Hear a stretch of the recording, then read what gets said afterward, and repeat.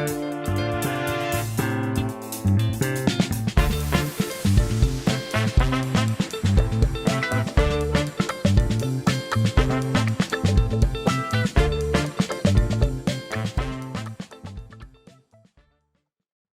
welcome to the Sit Down with Steventaylor. Thank you very much for taking out the time and joining us. A brand new year. I have to get used to writing January 2021 or just 2021 in general, right? Because I was filling in something the other day and I was like, I wrote 2020 and I was like, oh wow, sorry, we're in a new year. So anyway, so welcome to the show. Thank you very much for taking out the time. Make sure that you are interacting at Steventaylor SA on Facebook, Twitter, and Instagram.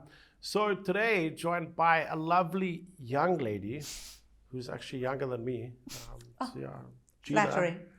Gina, what is your surname, Gina?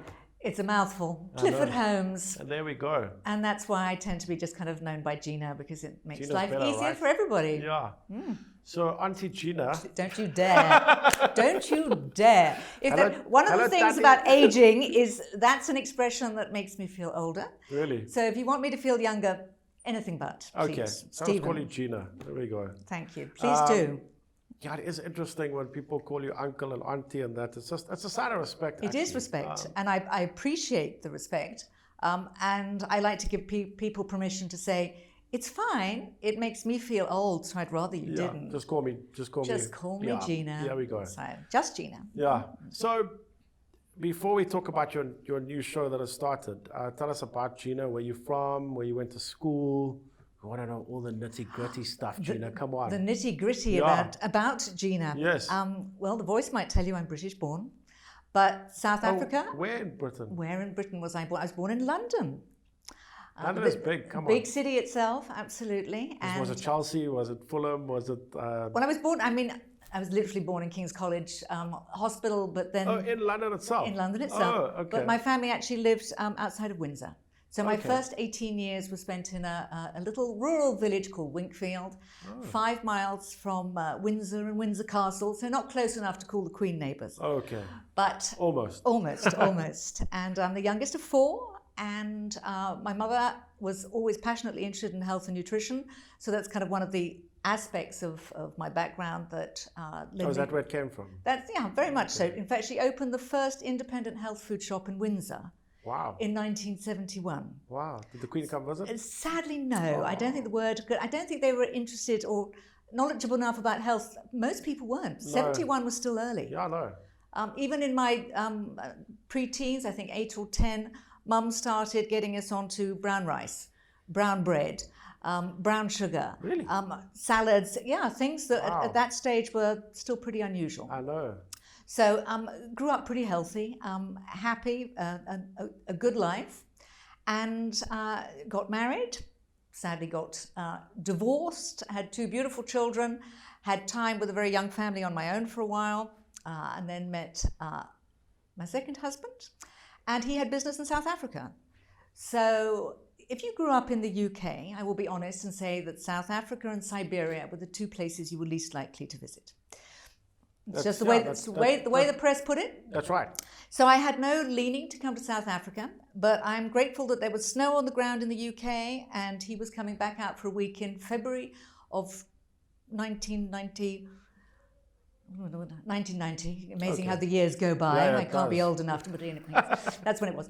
And I came out for a week's holiday. That was your first time? That was my first time. Wow. I had 12 hours in Cape Town, and I said, this is where I want to live. Really? I am one of those that the mountain went, gotcha. It does do that, eh? It does. It's a magnetic force, and I was just that. I was hooked, and I said, let's move. Because at that stage we were already engaged to be married, and it was going to be a fresh start. My first husband had died, so we could bring the 2 children. We could start fresh.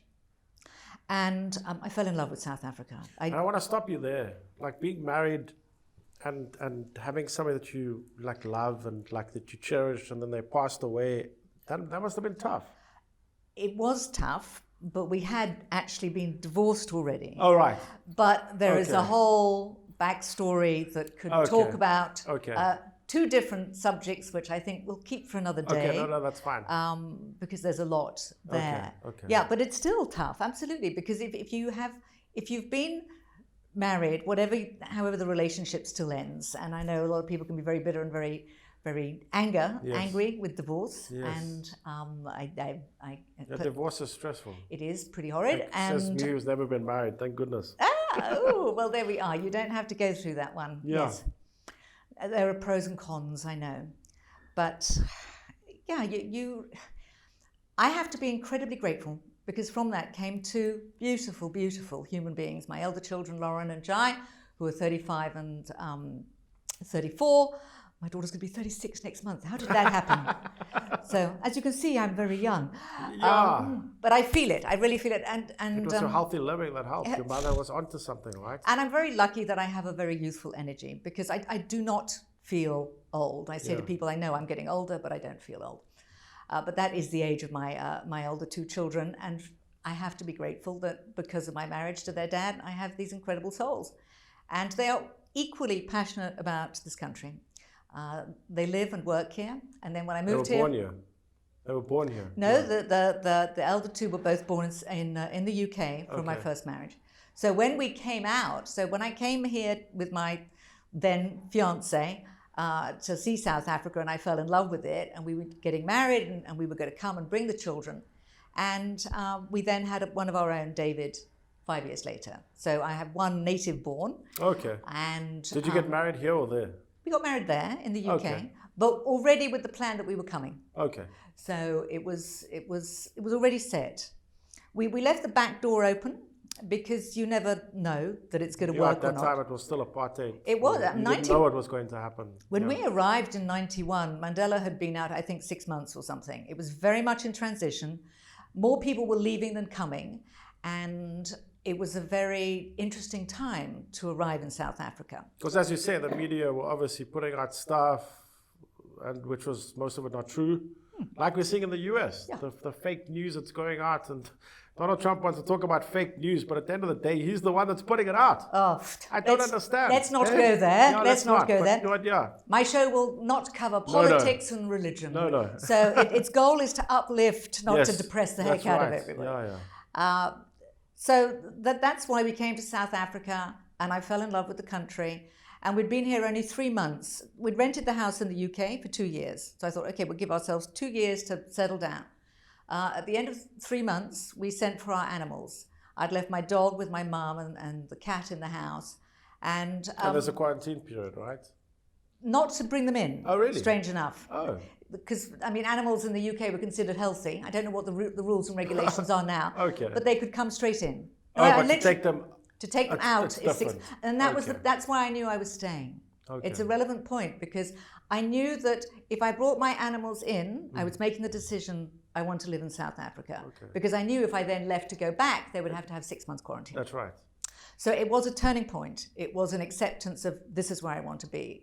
And you have to commit to things. You have to kind of leap in with both feet and go, that's right. Yeah, I commit to this. I want to be here. I fell in love with South Africa with a passion which is not abated. I am a true ambassador of this country and fly the flag whenever I travel. It's always interesting that, dear Americans, they don't know much about the rest of the world. We had family in the States that we went to visit on our honeymoon, and they lived in St. Louis, and we said we were going to be moving down to South Africa. And actually, it was the time of the Gulf War, or the end of the Gulf War. So they went, no, but that's not safe. You're so near to where the Gulf War is going on. And you think, please, can I get a map and just Kuwait, South Africa? No, it's quite far. But they genuinely have Worlds apart. Yeah. They don't know the rest of the world. They don't. The world is America to the Americans. If there are Americans watching, I beg forgiveness, but it is a truism. They're not all like that, I think. But some of them. The majority, they need sadly, to travel and get out and enjoy life, and I don't. I love America. I have a sister who lives in America. I've never been there. I still want to go there. It's on the bucket list. Yeah, it is. Bucket lists are very important to have. Yes. So we're going to cover that on one of the weeks. Yes. So 29 years now living in this glorious country, and mother to 3 beautiful children. And in fact, today's topic is that I'm going to talk about, which will be breast cancer, ended up being a catalyst for me to be the red flag that made me step back from my second marriage, because there were issues that I was sticking my head in the sand about. Oh, that was on your show that aired the other day. Yeah. Okay. Yeah. So it will be in depth explaining how important it is for people to be able to have their checkups, that prevention is easier than cure, just how big the figures are. It is. So on breast cancer, it's a real wake-up call, and how important it is for women to do it, and how important it is for our men to support us. Okay, so you've mentioned that now. So you did have breast cancer. Yeah, 3 years ago. It affected you in a really bad way, and not only getting that, but it also affected you in terms of your husband and your relationship with your husband. There were challenges already, and what it did was just highlight the fact that the relationship was in a very, very bad space. And when you are confronted with a disease like that, you want to feel reassurance. Yeah. You want to feel that you're treasured. Yeah. You want to feel comforted. You want to feel loved. You want to feel reassured. Never got that. No. And I actually look at my breast cancer with thanks, because I believe it was the red flag to make me move. And it was actually something my oncologist said. He said so many people don't, that, yes, it is an emotional, or it can be, a build-up from emotional stress. And most people can't step back. And very often it's financial, and maybe that's one of the reasons I was able to, working for myself, that I was able to take care of myself and say, I'd rather be on my own. I think it was also... Did it make you feel less of a woman? Yeah, I think the reality of having a mastectomy is a very in-your-face operation. But then being a man, for me, it's very, like, that doesn't make sense for me, because you aren't in a relationship, or you don't marry a woman because of the physicality. You marry the person. Absolutely. Not what they have. Absolutely. So, but some people don't get that. Some people don't get that. They just see the physicality, what you look like, how you are. And then when that doesn't suit them anymore, it's just like, oh, well, cheers, I want something better. Yeah. Women are not cars. You can't just go and choose another one when you think that car is broken. No. Exactly. It's a relationship, and it's a relationship that should be nurtured and treasured. That's right. And that's where gender-based violence comes in, because of the fact that men sometimes don't understand. Yeah. I think the education is important, and educating men to say, look, women are women. They're not objects. Yeah, absolutely. And I think that's part of what I hope that I will have conveyed in the episode that I talk about it. Yes. Because it's not because the subject is breast cancer that the show is for women. No. It's as much because men need to understand what their women are going through and just how important that their support is. So that's just one of the topics. It's not that it is in any way, I actually don't see it as a negative. As I say, for me, because it was an eye-opener for you. It was an eye-opener for me. It made me make changes in my life for which I'm grateful. And I think one of the things for me was that when you've got your diagnosis, you immediately think it's a death sentence. Yeah. When you're sitting there opposite the doctor and they say, you have got, what were the words she used? Looking very serious. You have lobular invasive carcinoma. It's like, God, that sounds really bad. Yeah. What is it? What is it? It's a tumor. It's breast cancer, and it's in the, it can either be in the ducts or lobular. So it's just where is it? There are lots of different breast cancers, and there are lots of different markers that can impact whether you're going to make a good recovery or a poor one. So my surgeon gave me, he drew a little list and he called it good, bad, ugly. And there were 6 markers from the blood tests, from the stage, stage 1 to 4, the size, etc. And he wrote them all down, and he said all 6 of my markers were in the good column. He said in a bad case, that when you have a disease like this, you actually have the best chance of. And he actually wrote on, and I kept the piece of paper. He said it's curable, and it was like at that moment it was like, oh, okay, great, no problem, we'll deal with this. Yeah. And it's great to have somebody actually tell you that, because breast cancer is one of those cancers that if it's caught early and it's treated is Well, stage 4 is the worst. Stage 4 is the worst, and if you have a remember- secondary cancer, it is very often the kiss of death. Thank goodness it didn't spread. No, I was very lucky that it was not in the, because they also checked the nodes as well, and they were clean, and it was only in one side, it wasn't in the other. And because it was stage 1 and it was caught early, Oh, that's good. I was lucky that by having, I had a choice that if I had a mastectomy, it meant I wouldn't have to go through chemo or radiotherapy. And in many ways, if you talk to anybody who's had to go through that, it's 10 times worse almost than an operation. Yeah. So, as I But I know said, that- much to be grateful for. I'm going to give 2 stories now. So my uncle had stage 4 lung cancer, Right. which was very bad. And it was the most heartbreaking thing. Well, I got a call one day to say, Stephen, look, I went to the hospital. They turned me away. They said that they can't do anything for me. I said, no, that's nonsense. I'm sorry. I'm not going to accept that. Right. I phoned the CEO of the hospital and I said to him, excuse me, but are we not supposed to be dignified towards people? Even if a person has only got XYZ amount of days or months or whatever to live, let it be in a dignified manner. Let them have comfort. Let them have respect. Let them have a good end to their life. Absolutely. So no, they took him in and they looked after him. I saw that they took the liquid out of his lungs. It's the most traumatic thing I've ever seen in my life. He actually got better, and he called me and he said, Stephen, thank you for what you did.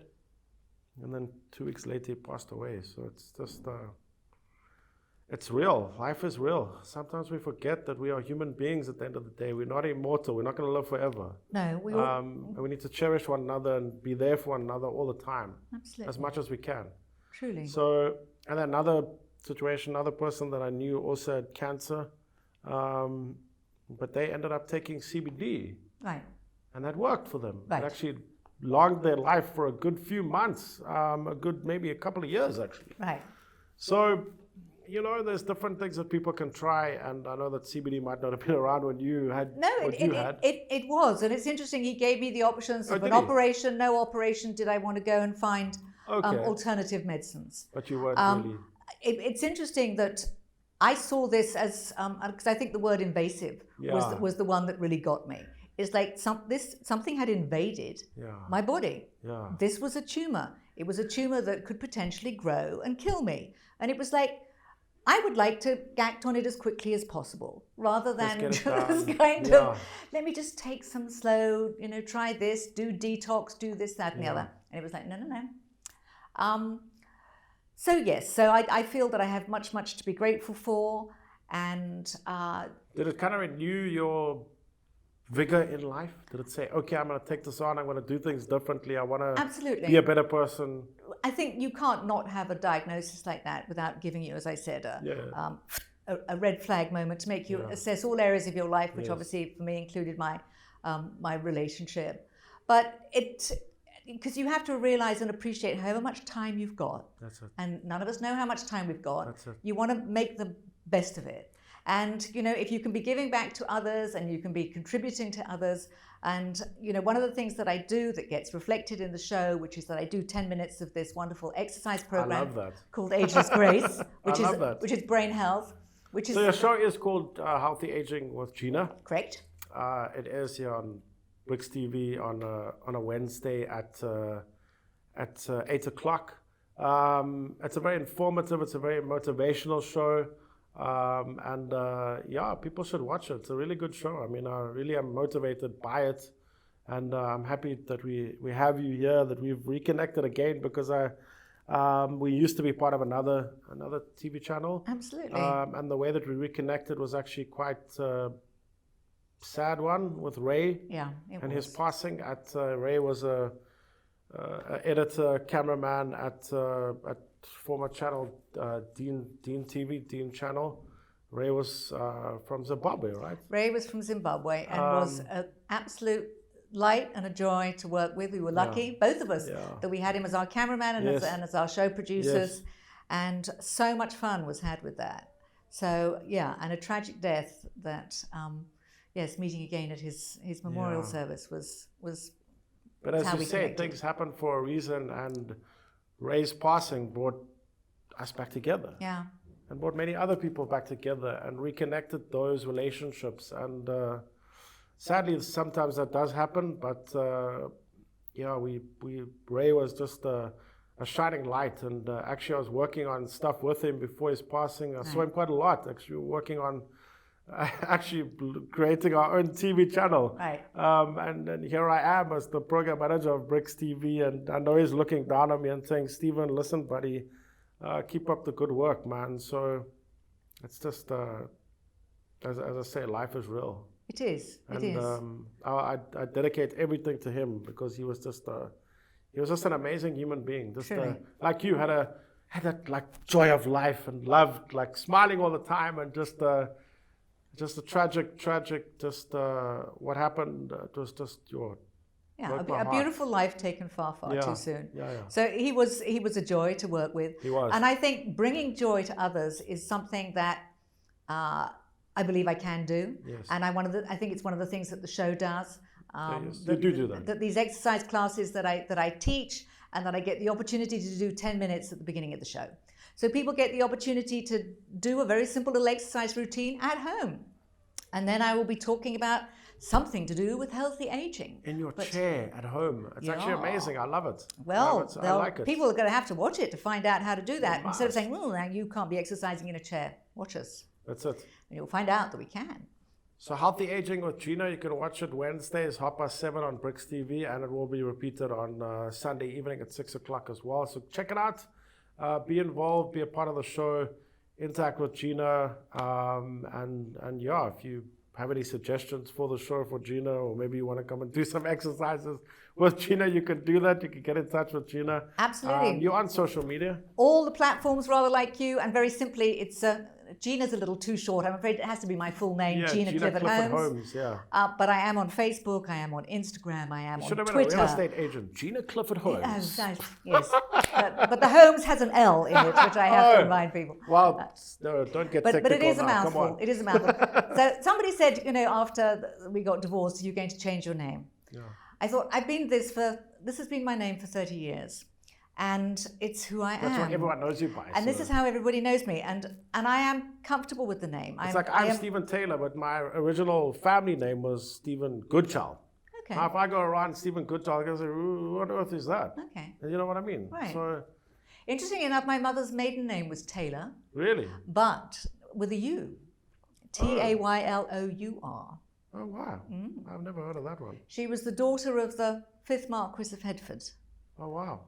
Bit of Irish aristocracy on my mum's side. Love it. She was a lady. I have a British passport, by the way. Do you? I could also go to the UK. Yes, mine's just is about to expire. Oh, you must renew it. £106 to renew online. Yeah, there we go. What a performance. It's quite simple, though. It's not, it can be done totally online, including a digital photograph, they say. It. Sounds quite fun. I shall have to give it a go.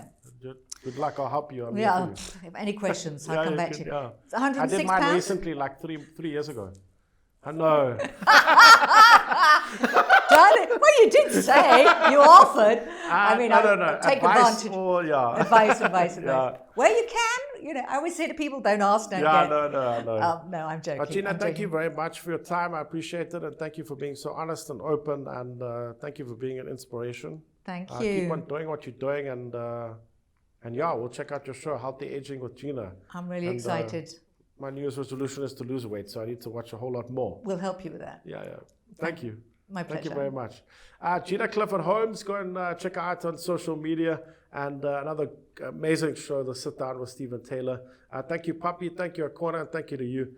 God bless, much love, and all the best for 2021, all right? May it be an awesome year.